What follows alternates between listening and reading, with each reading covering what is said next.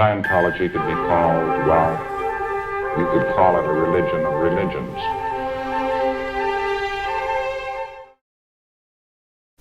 Howdy everybody, and welcome to the Indie Scientology podcast with your host Andy Nolch, the Space Cowboy.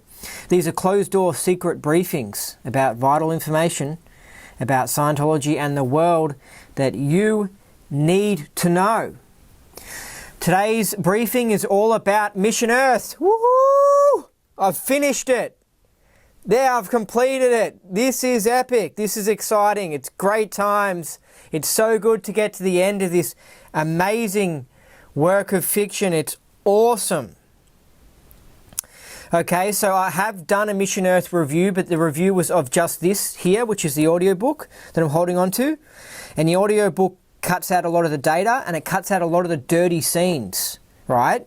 So, you know, it's good that it's shorter and that you can listen to it and it's more PR and cleaner, but the full book's pretty cool and awesome. And I kind of wish that they'd done, I kind of wish that the church will make a audiobook that isn't like a PR shortened version, but an audiobook that's like full on, got everything in it, that's epically long, right?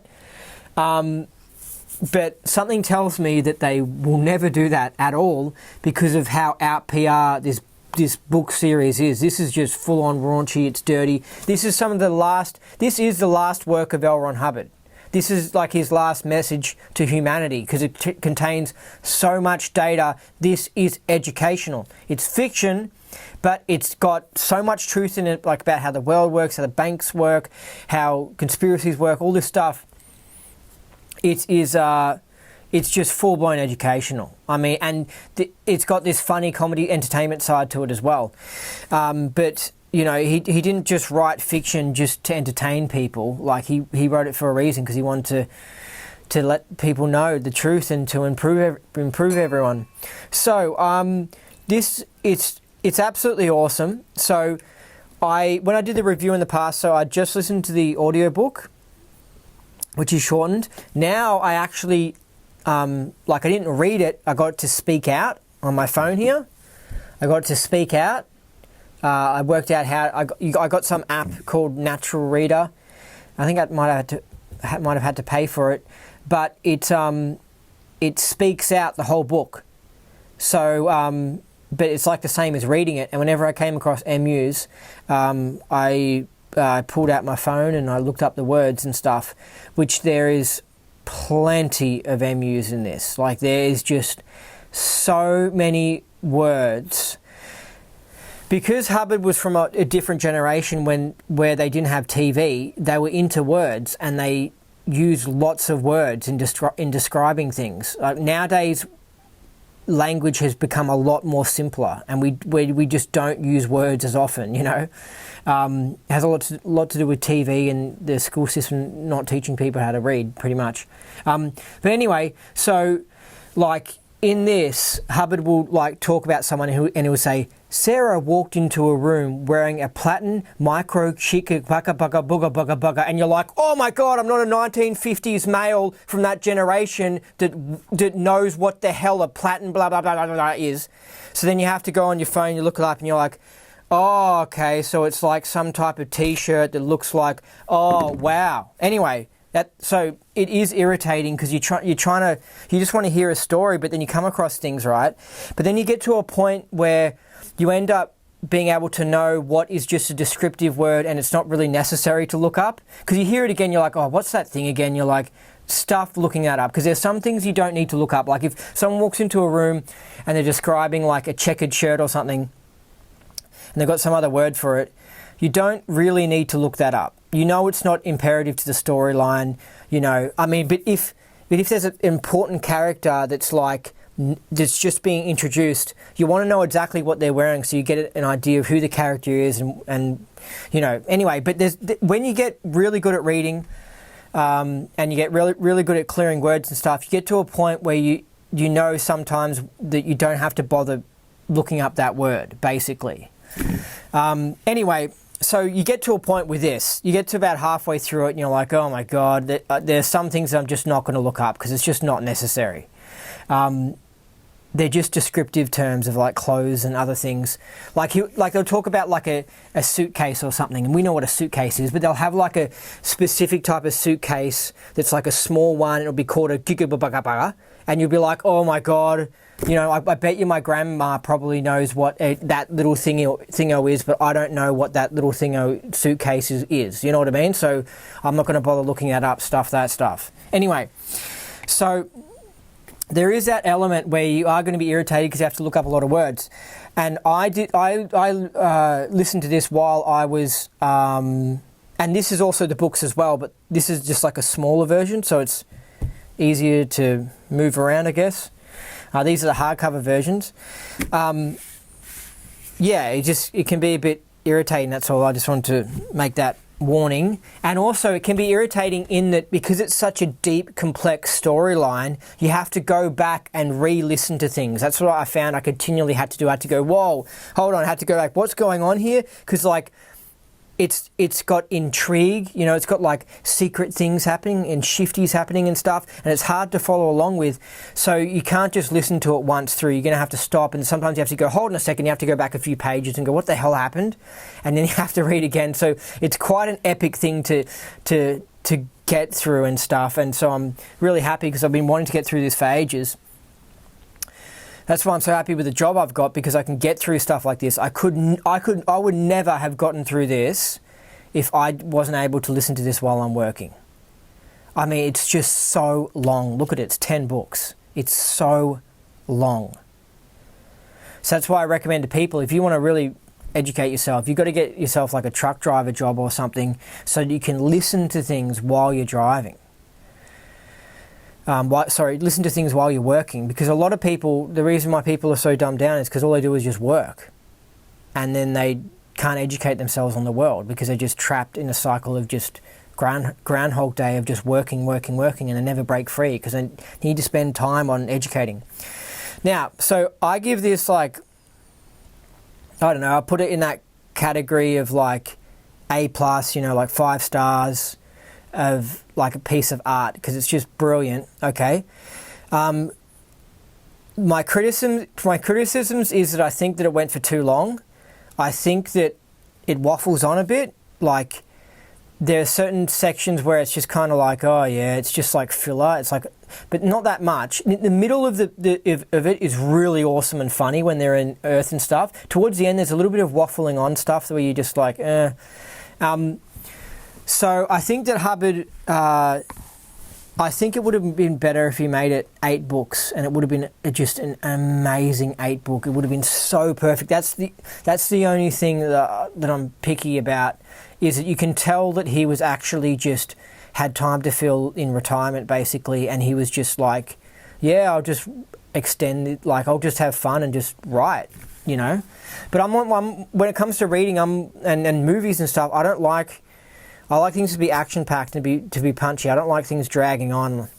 Anyway, so I'll tell you what the plot is of this story, right?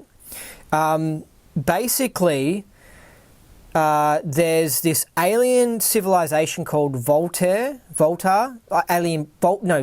Confederacy, and there's Earth, right? And this Voltaire Confederacy has certain planets that they plan on invading in the universe. And Earth is one of them. It's not an important one. It's just like a way stop on some further journey. It's just like, in a lot of Hubbard stuff, whenever he refers to Earth, it's just Earth is just like not that important planet. You know what I mean? Aliens don't consider this planet that important. This is just like some crappy part of the universe or wwhatever, which it seems like Earth is. It's just not that important part of the universe, because we're here, we think Earth is just so important. You know, we're number one. What do you mean? Like to think that there's aliens flying past and they look at us just like monkeys dancing in a tree, and they just don't care about us. Like, there are aliens out there and I'm serious, because I look into all the UFO stuff.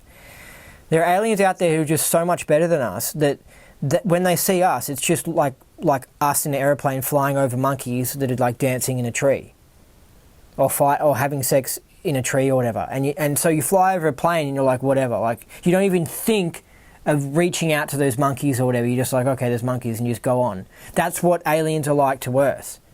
There are some aliens who do want to be involved with Earth, but that's another story. But a lot of it's just like we're in just an unimportant area, and aliens just go by and they're just like, whatever, who cares about the Earthlings? It's just like, who cares about the monkeys? It's just like, we're just not that important. Anyway, so back to the plot. So the aliens are going to invade Earth in like 100 years' time, but they found out that Earth, and this is where the story gets really interesting, Earth has a pollution problem. And guess what? It's causing global warming, and it might cause the poles to switch, and it might cause a massive cataclysm. So these aliens who want to invade Earth are like, oh my God, this planet we're planning on invading is going to get wrecked. So suddenly, now they're interested in either invading earlier than usual or doing something to stop Earth from wrecking itself. So, in comes Jedero Heller. He's like the hero of the story. And so he goes to Earth, and he basically tries to plant technology in to like about how to clean the atmosphere and like how to not pollute and stuff. And that's what the plan is. So he's going to try and fix Earth on a little mission, go in there, try and help Earth so that in 100 years' time, Earth isn't wrecked. And this is actually really interesting, this global warming idea, because this book, Hubbard said that he basically in this book that he believes in global warming, right? And this was written in the 80s. And back then, that was actually like a conspiracy theory type idea. And that was actually really cutting edge.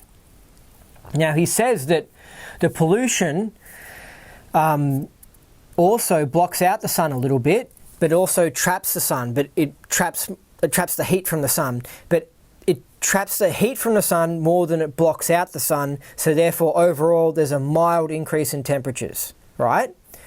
That's what he said in the 80s. And that's interesting because a lot of people are like, oh, is global warming happening? And that's a whole other topic, right? But it's good to know what Hubbard thought of the matter. But I'm sure if Hubbard was around today, he would also have a lot of other stuff to say, like about the chemtrails and other things. And I'm sure he wouldn't be supporting carbon taxes and other stuff because he knows that they wouldn't work, and he knows actually the way to solve the problem, which is the releasing of the advanced technologies that mean we don't have to use old technology, the old cars we're using, the old jet planes. It's all old technology, and that's why it's burning fuel and it's crappy. But there is good clean technology that the Rockefellers are keeping from us and stuff, and the elite are keeping from us because they can't make money off it, right?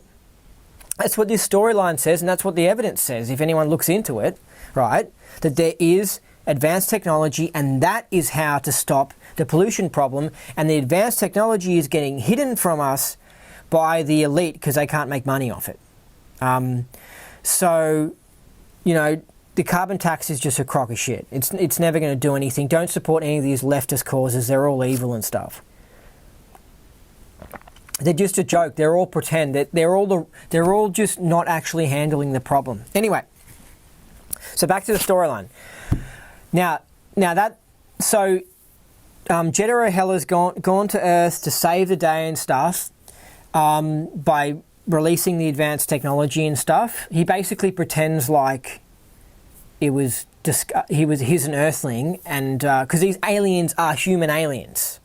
Right? That's another big thing that this story exposes, because a lot of people don't realize that when it comes to aliens, there are human aliens that look just like us. Why? Because Earth was actually colonized by aliens, human aliens that look just like me, thousands of years ago. That's the truth about Earth. That's how this got here on Earth. So when you're looking at me right now, you're actually looking at an alien.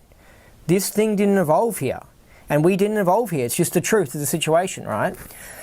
So a lot of people, when it comes to the alien topic, they think that it's little green men or whatever, and there are different types of aliens that look different, but there are also aliens who look just like us, and apparently they're even walking amongst us. That's a whole other thing, but It's a long story, but anyway. So, now in this alien civilization, they have an organization that's kind of like the CIA.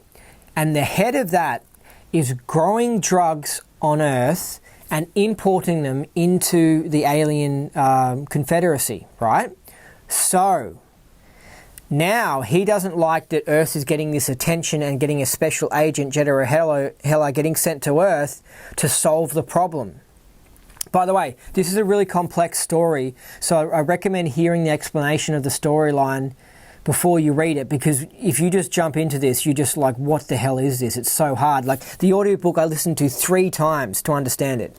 This, I could only understand, I read it once, even though sometimes I had to flick back through things, but I can understand it because I listened to the audiobook like 3 times and I'd read like the plot on Wikipedia and stuff, but it's a complex story because it's got so many things to it and stuff. You can't, if you just pick it up and start reading it, I just think it's just too hard. Like you want to hear the story before you read it. And so I'll just say a little, the only warning that I'm going to say, as in like a spoiler alert, is that maybe turn away. I'll just quickly, it's such a mild spoiler. Do you know how in a lot of these stories, right, what happens, the good guy always wins? So that's all I'm going to say. When it comes to this story, the good guy, like the good wins, basically. I'll just say it.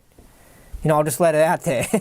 I don't think that's going to ruin. The whole story is still awesome. When you're towards the end, you're reading it and you're not thinking, you think, maybe Earth might get blown up or whatever. I wonder what happens. And then Earth doesn't get blown up. So, I don't know if I ruined it for you, but I don't think it ruined it. Like, you could sort of see it was coming.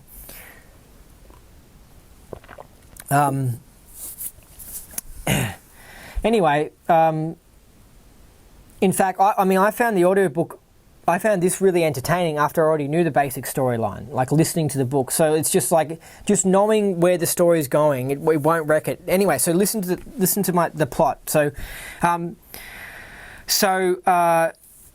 so this guy who's the head of the alien CIA, he basically doesn't want Jeddah Hela to release technology that will stop pollution, because that will wreck the Rockefellers' business, basically.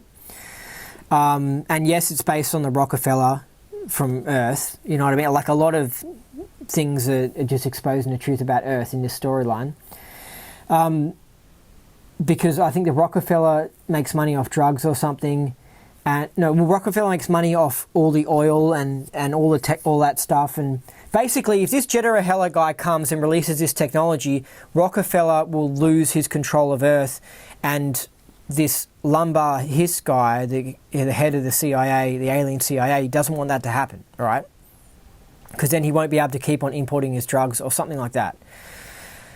So basically, he just assigns a lower grade, like he assigns this shit staff member basically to go to Earth and sabotage his mission. And this crappy staff member is kind of the main character. So the Jeddah Hela and this guy called Sultan Gris are the 2 main characters. And this Sultan Gris character is completely out ethics. He's a 1-1. He's just the worst guy ever, but he's so funny because he's just so dumb and he's so aberrated.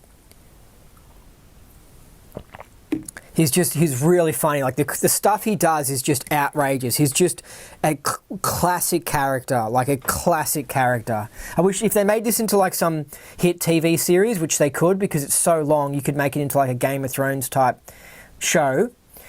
It'll be so awesome, right? And if they made it, then Sultan Gris, people walk around with t-shirts like of Sultan Gris, and people would say slogans by him, because it's just like, he is just such a funny character. And the public will really, really like it. So if you're in the entertainment industry or whatever, I would recommend checking out this and seeing if you can turn this into a TV series, because don't bother writing a new one or something. Just get this and just make it into a movie. Like, it's already written, and it's really entertaining. It's really funny.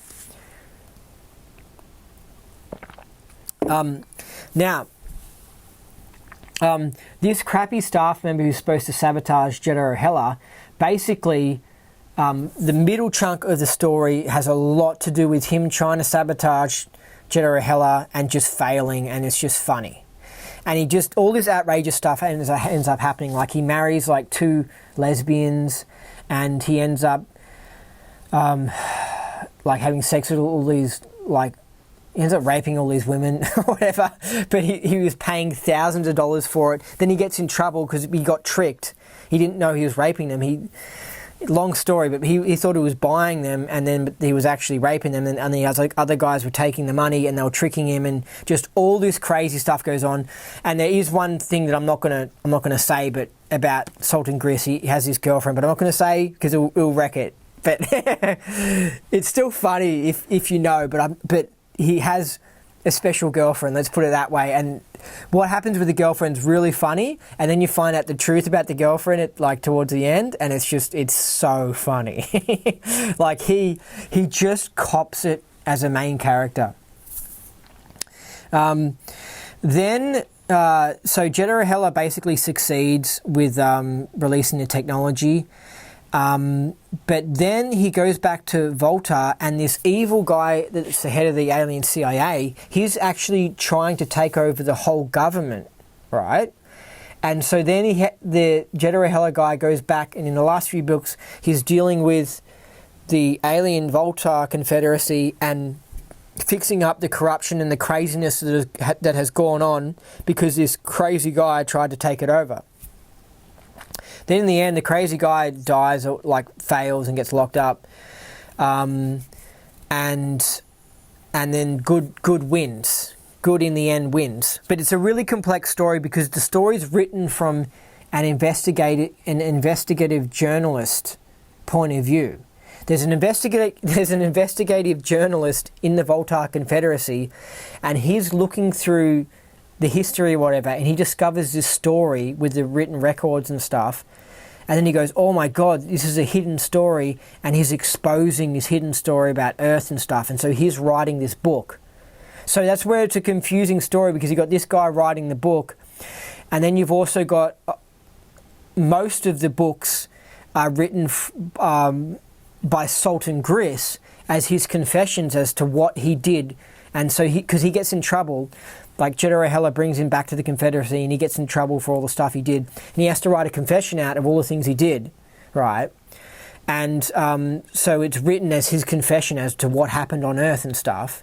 So then you got it written from Salt and Grist's point of view as a confession, then the investigative journalist reading the confession and then writing it. So it's just like, it's a complex story. Like, you're just like, what the hell? And then it's been translated by alien translating machines. So you get a little message from these alien translating machines that are like, we've translated this into Earth language, and you're just like, what? Like, it's complex. But it's just so good. So basically, this story is shitting on Earth. It is bagging out Earth big time. It's saying it has an alien come here, a good alien, and he looks at Earth and he's just like, what the hell is wrong with this place? Like, it's so corrupt, it's so backwards, it's so retarded, there's perverted sex, there's all these people on drugs, there's like terrible education systems, there's like, it's basically... It's Hubbard writing down all the things that he thinks are crappy about Earth, but in a funny storyline. You know what I mean? So after reading this, it's like I feel like I actually have an idea of what Hubbard would talk about if he went on the Joe Rogan podcast. Like, I get an idea of the things he would bring up. One, like, I'll read you out some of the quotes from this, because as I was reading through it, I was taking screenshots occasionally of really good quotes. In it that were just gold mine of data. Like, one of them mentions how the government's covering up the UFOs. It's just slipped in there into the storyline. Like, some kid in university was putting a poster on the wall saying, we're having a UFO meeting, and the guy, Jeddah O'Hella, talks to the kid and goes, why having a UFO meeting? And the kid goes, because the government's covering up UFOs and they know they exist or whatever. And so, like, that's just a little thing added into the storyline, but it's like, that's freaking true, and Hubbard knew that. That's why he put it into the storyline. He knew in the 80s about freaking flying saucers and how the government are covering it up. That's why this storyline made my respect for Hubbard increase so much more, and help me understand him as a person and his attitudes and his political beliefs and all this sort of stuff. Because it was like, wow, this is, I agree with him so much. I'm like, yeah, you're right about this, you're right about this. One or two things I sort of disagree with, but he's right about so much. Like, one of the things as well is he exposes the agenda to turn us all gay to reduce the population. And, like, he's just so switched on. You have to understand, in the 80s there wasn't the internet and stuff, but he knew about this stuff. He was so awake. He was so woke. Hubbard was so woke. Some people who don't know much about the world, but they think they do, but they don't know much, they will find this story irritating because they don't understand it. They just don't understand it. And they're just like, what's Hubbard talking about? And they just think it's crappy, and then end up saying, Hubbard's a con man who started a cult and he's got this crappy book, and they just bag it out. But that's just because they just don't have the knowledge to understand the story. This story is written by a man in retirement who lived a big life and learnt a lot about the world, who was very, very, very, very, very smart. One of the smartest humans who has ever existed. And so it's not as simple as Harry Potter, like, as in it's got hardcore data in it, and you just have to know a lot. Like, it talks, like, there's a bit where the guy is in the legal system and is in courtrooms and stuff, and Hubbard basically mocks the legal system in this. And so if you're not aware of how the legal system works and how corrupt and how disgusting it is, then you won't find it funny. So I had to have a lot of life experience actually to understand this book. This is what's a shame about this book, is it's almost like you can't just get up and read it, because you won't appreciate the brilliance of it. It's like you have to live a life, you have to study so many things, you have to be so switched on, and then you read it and you're like, oh my God, this book is brilliant. This book is for Alex Jones. Like, this is like for people with his level of knowledge about the world and what's really going on. Talks about how the CIA was importing drugs and stuff like that. Talks about how the FBI were blackmailing politicians and stuff, and like it just criticizes Earth. It just bags out Earth, but in a really funny way. And I just feel it lets me know how the world really works. For example, credit cards. If you're like a rich guy and you've got all these credit cards approved with really big limits, right? And you've got family members that you're giving the credit cards to, and they're just racking up heaps, and you want to cancel those credit cards, you go to the bank and you'll find it's quite hard to cancel those credit cards, right? Because they obviously want you using those credit cards because they know you're super rich and you can afford whatever people are buying. And so they make it difficult for you. So in the storyline, the character has this girlfriend who's just walking all over him and buying all this stuff with the credit card. And he goes to the banks trying to cancel it, and they try and talk him out of it, and they walk around it, and they just try and avoid him cancelling the cards because they want to make money off it. And it just explains how the world works. It's just so funny. It's just so funny. Anyway.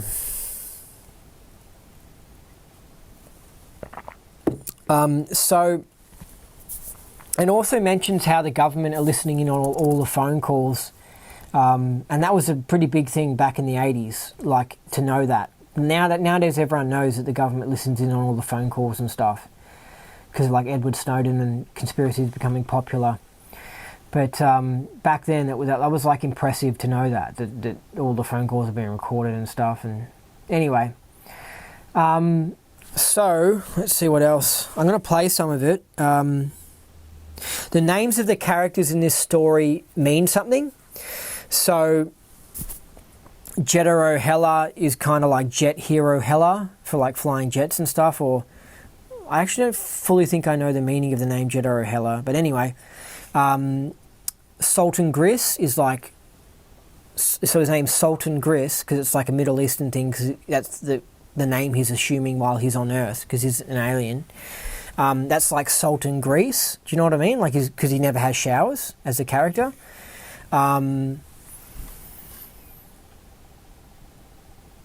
Madison. There's a character called Madison, and it's like Madison Avenue because he does like sales and advertising and stuff. Actually, the Madison character is based on Edward Bernays, and it's just Edward Bernays is just such a disgusting person. If you look into the Century of Self documentary, which is really good to watch, and just look into Edward Bernays and just the disgusting behaviour he's engaged in. He's such a disgraceful SP.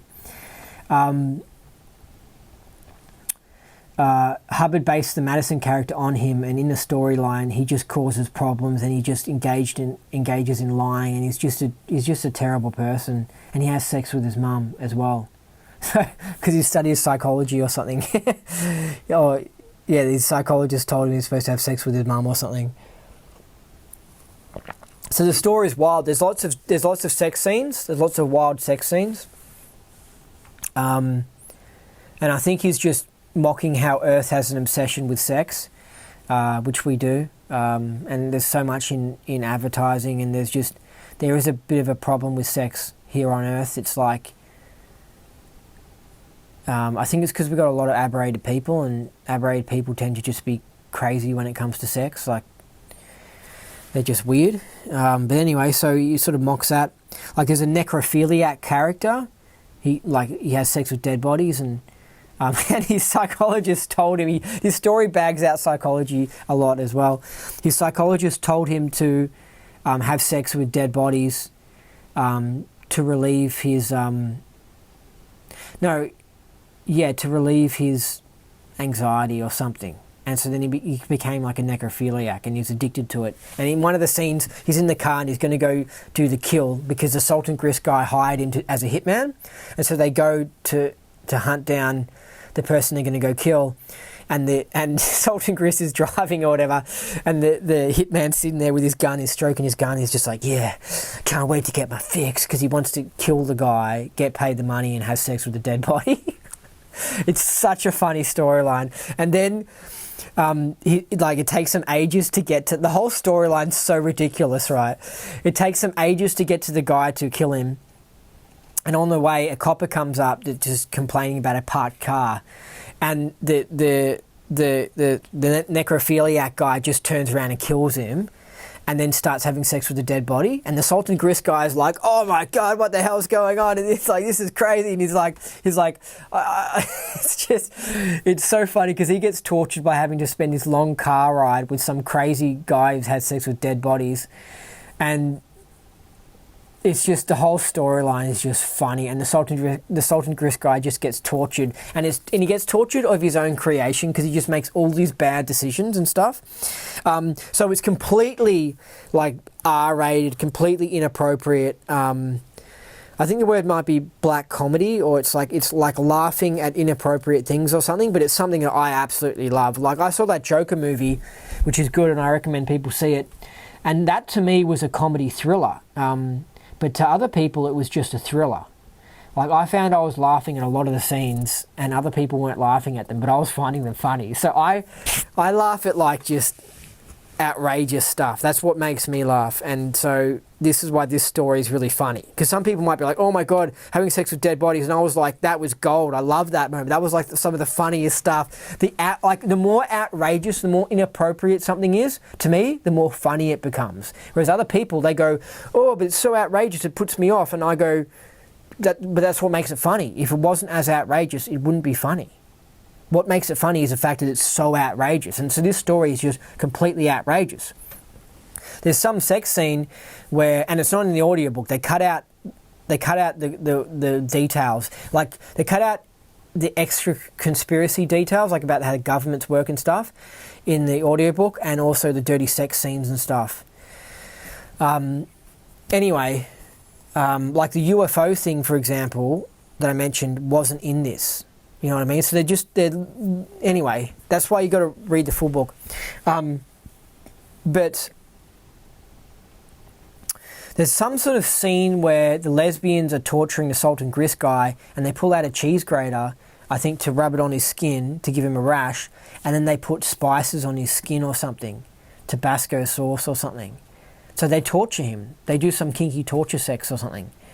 And so it's wild, and it's really funny. And anyway, so What else have we got? Okay, so what I'm going to do is I'm going to read out some of these awesome quotes. No, actually, no, I'll play the audio book so you can have a listen, right? And then I'll read out the quotes.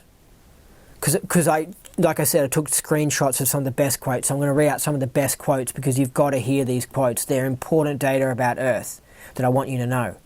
Like, for example, Hubbard says that the drugs should be legalized because the mafia and the governments just make money off having them illegal and stuff, and it corrupts the whole system. It causes all these problems, and it's just like drugs should just be ignored, but they shouldn't be made illegal because it's just bullshit. He thinks the war on drugs is bullshit because it is. It's just a con. The war on drugs is a con. The reason why, it's like you have drugs illegal, but it's just like they're everywhere. So it's just like, is he having them illegal working? And it's like, no. There was a time when I got in trouble with ethics at the church because I said some statement like drugs should be legal, and they were like, what are you saying? We want everyone to be smoking pot and all this sort of stuff. And I had to say to them, no, I'm like, it says it in Mission Earth, right? But I was also like, but it just doesn't work having it illegal. I mean, everyone's still doing it anyway. It's not working. You're better off having it legal. Having it illegal just leads to all this corruption and mafia and stuff. It leads to like policemen accepting bribes and stuff, and it just corrupts the world. You can't police drugs. It's just like, I'm a libertarian, and Hubbard was as well. Anyway, so this is in the story where this is a really funny moment, right? Because it sort of mocks lesbians a bit. But in this part of the story, Sultan Gris has tried to... This lesbian banker worker stole his money, and he tried to get it back and failed, and now the lesbian chick has got him trapped and is walking him back to the apartment. She's got his hand trapped in a purse or something. She's walking him back to her apartment. So this is a really funny scene. So I'm going to press play here so you can have a listen to it. So this is from the audio book, but you can imagine when you're reading it, it's like the audio book, but you just don't hear the cool sounds and stuff, and it's got more data in the books, but you get an idea. So it's so good. I was listening to it before. I was like, people should hear this. All right, so I've had to delete the bits that I was playing out of the Mission Earth audio book because for copyright purposes, the video got banned on YouTube. So you can't listen to them, which is an absolute shame. So I've deleted those bits out of this briefing. But just to let you know, the characters are cool, the accents they do are cool, the background noise is cool, it's entertaining, it's great, and it's really funny. But yeah, Mission Earth is just a big thing to get through. It's a big storyline. You got to watch it again and again. But I honestly think it's one of Hubbard's best things he's ever done. And amazingly, he did it when he was had dementia and was almost dying because he was so old. So it's just amazing because usually musicians and authors, they usually do their best work when they're a lot younger, in their 30s and stuff like that. And then they just fade away, but Hubbard somehow did this amazing thing in his 80s. This is real. This is what weirdo people do living in inner city areas do. They have little kinky dungeons and stuff. Serious. It's not super popular, but it happens, Maybe 30. See what I mean? Mincingly. I mean, what the fuck, Hubbard?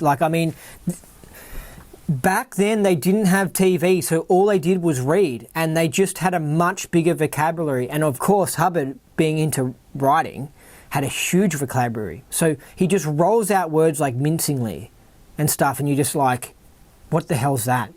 So you end up clearing so many words in this book, and of course, you end up forgetting. So I'm going to look it up right now. I mean, what was mincingly? Let's see, mincingly. Mincing. Dainty. Effeminate. Sort of dainty and effeminate. Great, yeah. So, anyway, so I'll continue playing.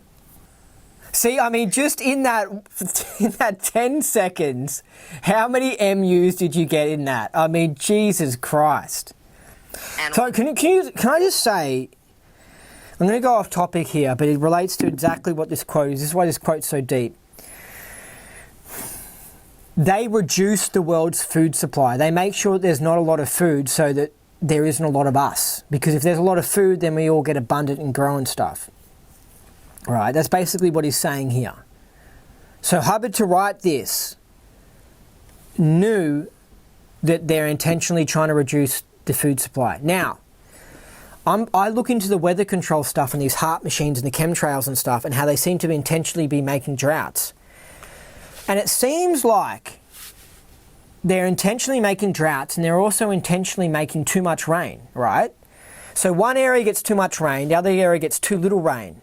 And that makes it harder to make food and it bankrupts farmers and stuff. But it seems like whoever's in control of this weather control program is doing it to stop us from growing food and stuff and having abundant supply of food. They're messing with the whole situation. You see what I mean? So it's just crazy, you know.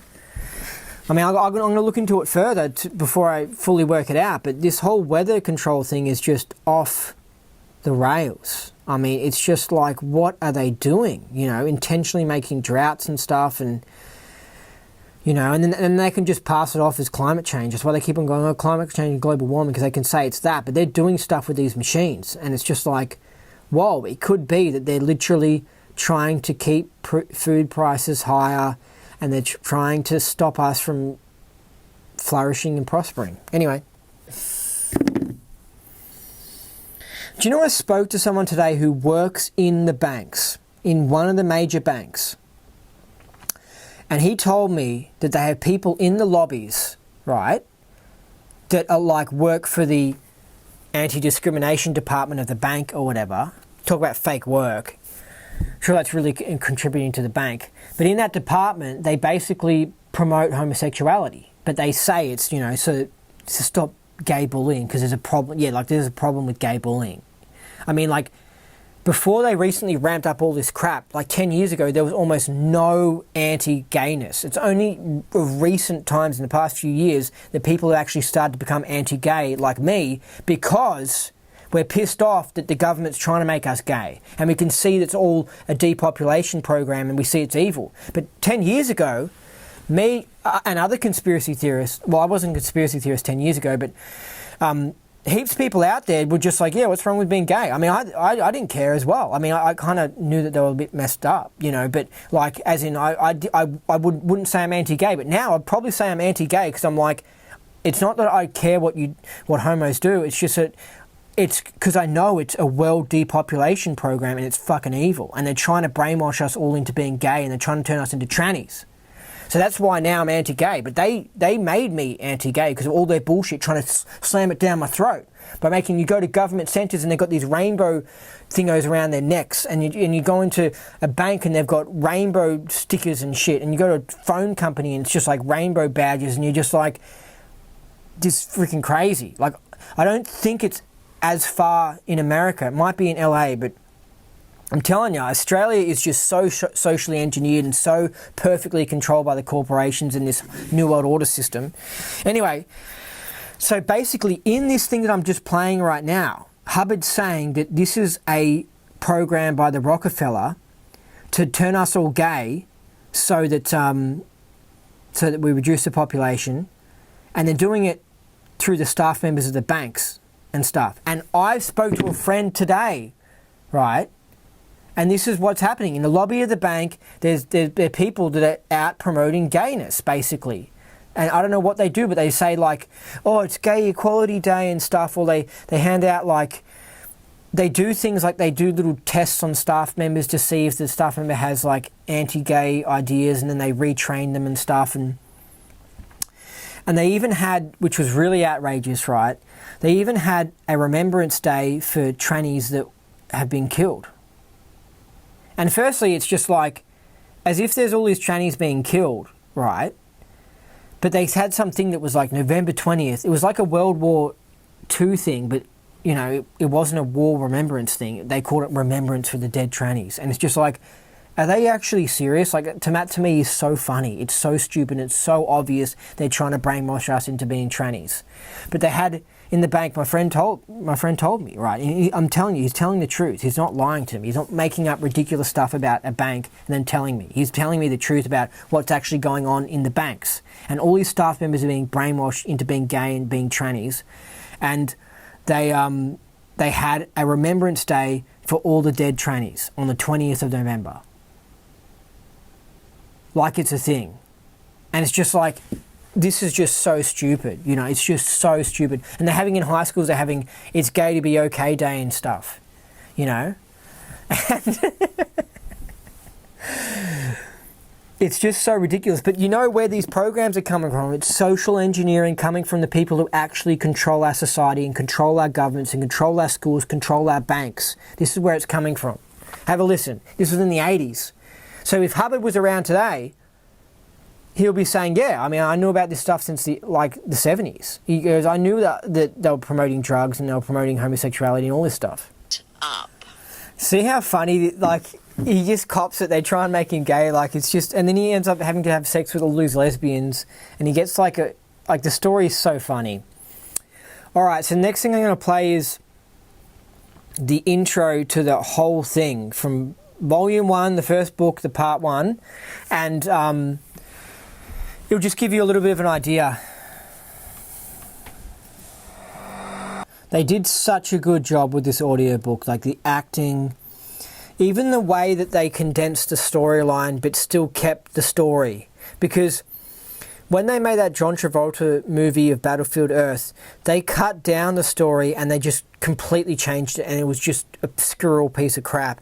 This isn't a squirrel piece of crap. It cuts out data, yes, and it's been shortened, but it's not been altered. It still kept the storyline, and the actors are brilliant. It just made it more marketable.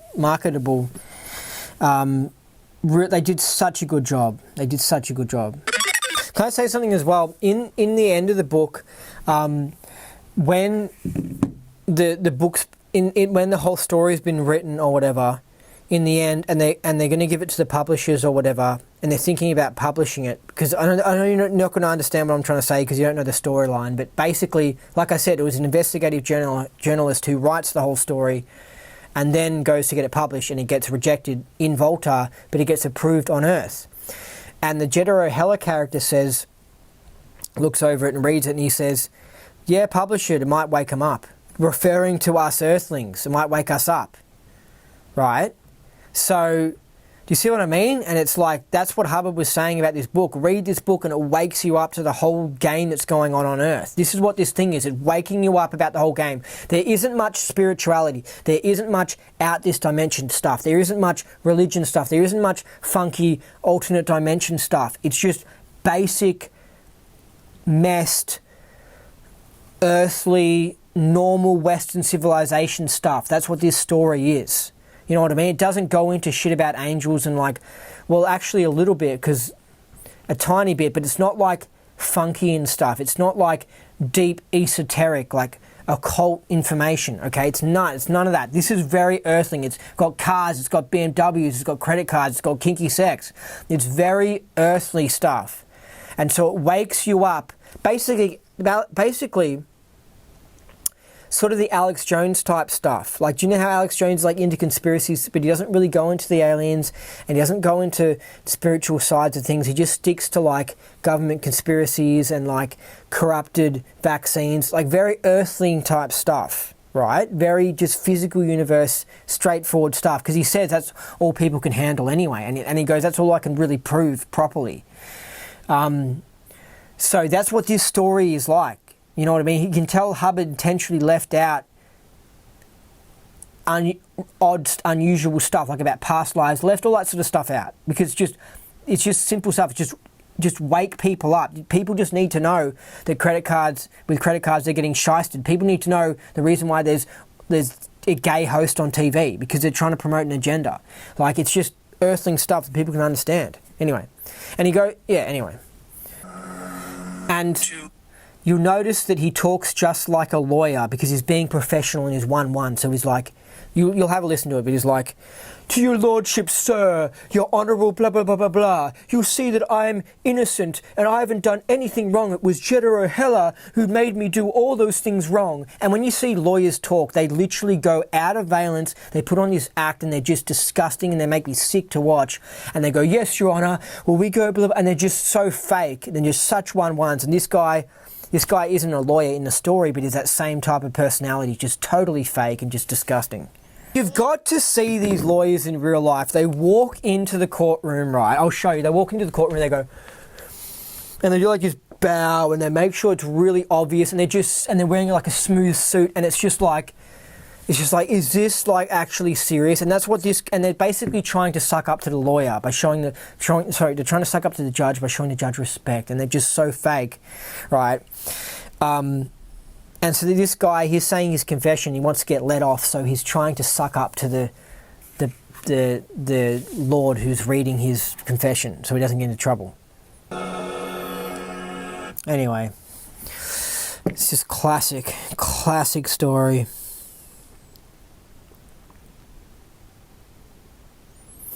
There are some things that I think are maybe a little bit strange in that in the story, there's a mention that on Volta they see UFOs as well, and I think the government denies it on Volta. And so you're reading a story and you're like, well, that's kind of strange. Like, why would Volta be denying UFOs? And there's no further explanation as to why that was the case.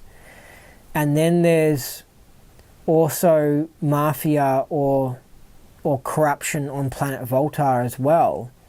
And you're like, but at the same time, planet Volta is much more advanced and civilized and classy. And so you're like, well, hold on a second. Is Volta like degraded like Earth with mafias and stuff and prostitutes or is it like advanced? And so like, it isn't perfect actually as a storyline. I think I think I can spot some mistakes. But, you know, it's pretty good. So what I'll do now to finish this off, I'll find quotes from this story and I'll read them out so you get to hear them because it's just such good data. Well, I already mentioned this one before, but I'll read it out. He went out and found the bulletin boards. He was looking for something. A student was there putting up a sign. UFO protest meeting. "What's a UFO?" said Hella. "Unidentified flying object," said the student. "Flying saucers, extraterrestrials." "You protesting them?" said Hella in an alert voice. No, we're protesting the way the government keeps the sightings secret."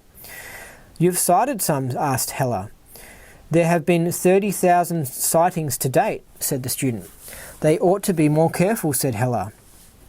"You're bleeping right they should," said the student. "If the government don't quit sitting on what they know, we'll have a protest march. New York Tactical Police Force or no New York Tactical Police Force. You better come to this meeting. It's in about 3 weeks. Down with the establishment."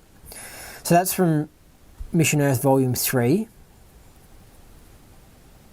When I read that, I was like, yes, Hubbard knew.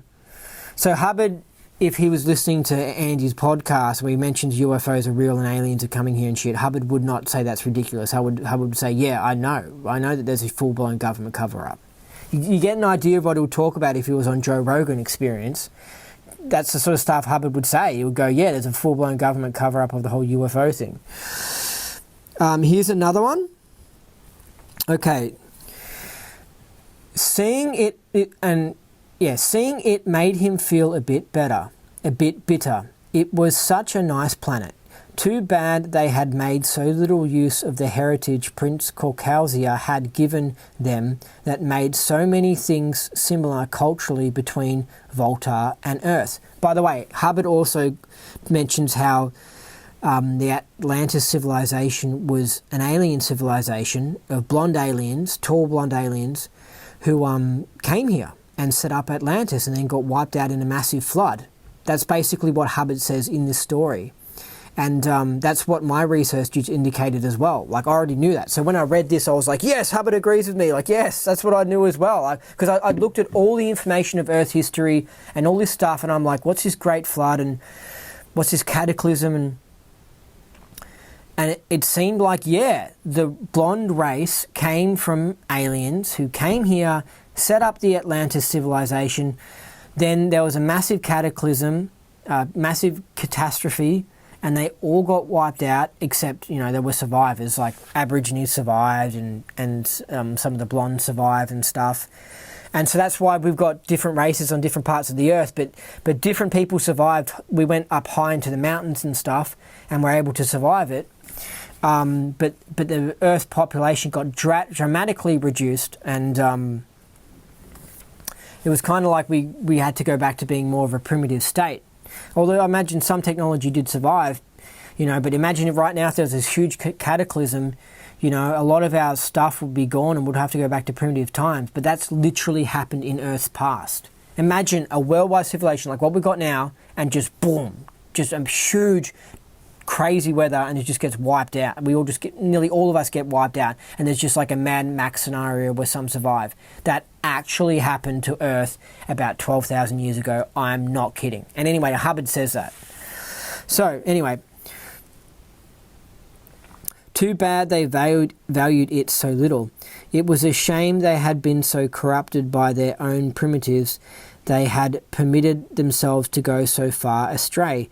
The clutter of isms and hates could all be solved if they just realized, he's talking about Earth here, that only a handful of men were using them for personal exploitation. Their political creeds were just nonsense and lies manufactured for the benefit of this few, while pretending that they answered the demands of the many. And the way that culture was fixated on material possessions as a single concentration excluded it from attainment of the real and valuable things in life. And a can of soup was equated on their communication lines, measured by volume of minutes, far, far more important than a man's soul. It's written in such a Hubbard way. There's no doubt. The information and the way it's written, it's so L. Ron Hubbard. You know what I mean? You know how it's like, you read L. Ron Hubbard's policies and you're like, what the hell did he just say? And you have to read a line like 4 times and you're like, okay, I think I get it. Okay, it's just, he writes in such a shitty way. Like that last line, a can of soup was equated on their communication lines, measured by volume of minutes, far, far more important than a man's soul. I mean, Jesus Christ, you have to do mental gymnastics to work that out. I mean, I get the idea he's saying, but it's just written so... This is the sort of stuff you have to put up with when you read any of Hubbard's stuff. He doesn't write in a way that's easy to duplicate. It's just that simple. Doesn't matter how many words you clear, you're still like, what the hell is this guy saying? Anyway. So he's just dropping a truth bomb about Earth, how we're just like slaves of the elite, and how we just obsess with material stuff, which is so true. People just obsessed with material stuff. Here's the next thing. That's impossible, he said. A whole planet going crazy with drugs? That's the analysis, Your Majesty, said Biz.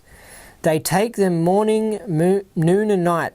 They feed them to the school children, with all the ADD drugs and shit, the workmen and the aged. They even fight their wars with soldiers drugged to the hilt. Yeah, they drug the aged as well. It's just so ridiculous. That's Bluto P3, which is Earth. Again, said Mortai. It was his secret weapon against Voltar, said Borch, crawling out from under the table. That was why he was mounting that premature invasion of Earth, to get more drugs so he could cave the Confederacy population in. It ought to be invaded, snarled Mortai, but not to get more drugs. Heller punched a series of buttons under the edge of the table. The display changed. Your Majesty, he said, there is already a Grand Council order criminalizing drug production on Voltar. I thought I'd better check. Here it is. Then that's done, said Mortai.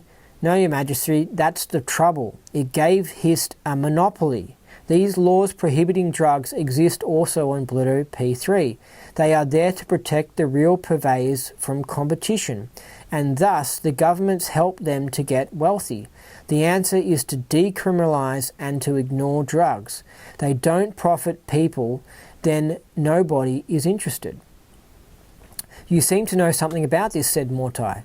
Well, a little bit, said Heller. Drugs are a rotten business, but when you pass a law against them, they become a profitable business. You mean Bluto P3 has laws against drugs and is loaded with them? That's the way they work it. So the way the drug system is, and Hubbard obviously knew this because he's freaking smart, and is that the government is corrupted, right? And the government actually ones dealing the drugs, so they want drugs illegal because then they can take out their competition, so then they can charge $100 a kilo. Do you know what I mean? Not $2 a kilo. You see what I mean? That's why drugs are just so crash hot and are such good money. You know what I mean? If you have no ethics, get into them. No, you shouldn't do that. But like, as in, I mean, it is good money. If you're smart, you're switched on, and there's like a 19-year-old kid or whatever, you want to just start dealing drugs like cocaine or something, you can make really good money, and it's just really easy cash. And so it's just like, it's so corrupt. It should be legal, you know, to stop this problem. Anyway, this is from Mission Earth Volume 10 by L. Ron Hubbard. And it says, from the CIA in the United States, the apparatus got the idea of having an independent military force that would fight wars without the approval of the government.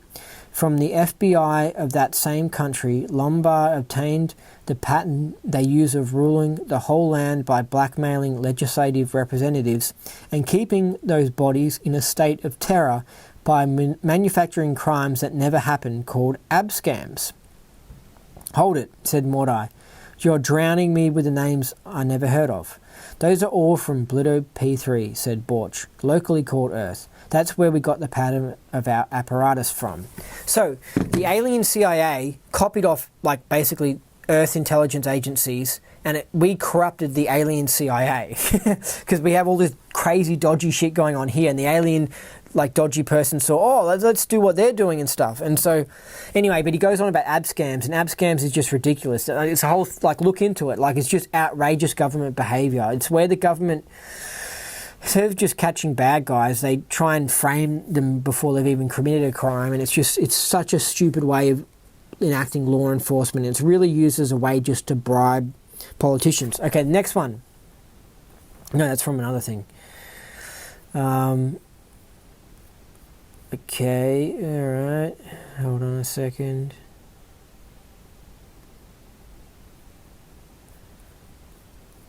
So you can get an idea. I'll read one more. Like, they're little things in the book that are just like so good, such great information that I had to like screenshot and say, oh my god, the world needs to know this, because it's just so smart and so true.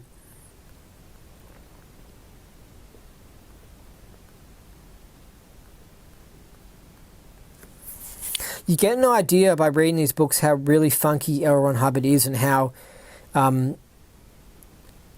lefties just can't handle him, and back then they would not, like, anyway. Oh, I've got another one. Okay.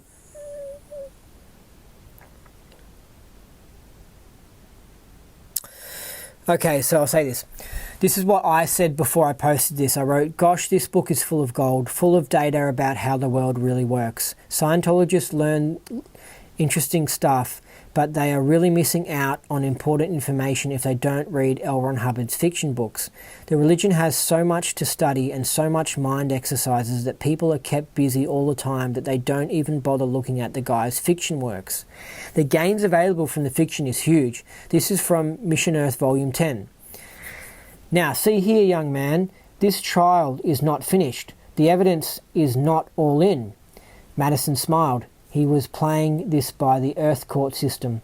All the charges and sentences there are arranged in the judge's chambers. The trials are just for public show. It's who tells the judge in private what to do or what secret deal is made that decides anything and everything about a case from beginning to end. he was confident he could make this work on Volta. That's just Hubbard just pooing out the truth about Earth court system. And he does that in this whole book. He just says how the truth is. That's how things work. There are court cases where the judge actually looks at information and is not biased and it's not corrupted. But there are so many where the judge has already made the decision before they actually look at the evidence and actually go into the court case. So when they're all standing there, it's just all for show, and you've got this disgusting judge sitting there who's been bribed, who's getting paid heaps of taxpayers' money just to do a fake court case. And in the end they go, oh, well, I think that the guy should get 3 months. And he already, had that decision was already made, weeks ago. It's just such a joke. And they're all getting paid money and they drag it out so it goes for as long as possible and lawyers make money. And it's just, the court systems are just a joke. They're just a business. Anyway, that's it for this briefing. I hope you liked it. I hope I encourage you to get into this book. It's a hardcore thing to get into. I would, because it's so great. This is what I'd recommend. I'll get this audiobook, right? You might be able to get it. You might be able to get it legally, but you can certainly buy it from the church. I'll definitely listen to it twice. So I'll listen to how I describe the plot to you. I'll listen to this. Oh, you're obviously listening to it, but I'll listen to this briefing. All right. I would Wikipedia the plot. Then I would listen to this story twice. Right. This is I'm serious because it's that hard to follow along with. I'll listen to this twice because the first time you just would be like you won't know where it's going. The second time you'd be like, oh, I'm actually can enjoy this. So the second time you enjoy it, then you'll be ready for the books. And the books I would have read out to you. I'll get something so you can read out to them so you can do your gardening and all that sort of stuff while you're listening to these books. You could just dive into the books, but I just think it'll be too full on, too hard to follow along with. And this audiobook's so entertaining, you might as well get the benefit from this and enjoy it. So that's what I'd recommend doing. So the audiobook twice, the books once, listening to it while you're doing stuff with your life. Maybe get a house that you want to renovate and start painting the walls and listen to this while you're painting the walls or something. But it's a long operation. It takes ages. I'm trying to think how long when I started. But towards the end of this year, 2019, I probably started this towards the start of this year. I might have started this in March or something. And so I listen to a lot of stuff while I work. So I would listen to a book, then sometimes listen to other things. And then I've travelled a lot. But slowly I've just worked through it and gotten to it. And I found it didn't sort of end in a climax. In the end, the last book, it summarizes what happened, but it didn't... Actually, that's where I'll give it a bit of a fault in that it didn't end in a exciting, whoa, explosion. It sort of ended in oh yeah, it just wraps up what happens in the storyline and all that sort of stuff.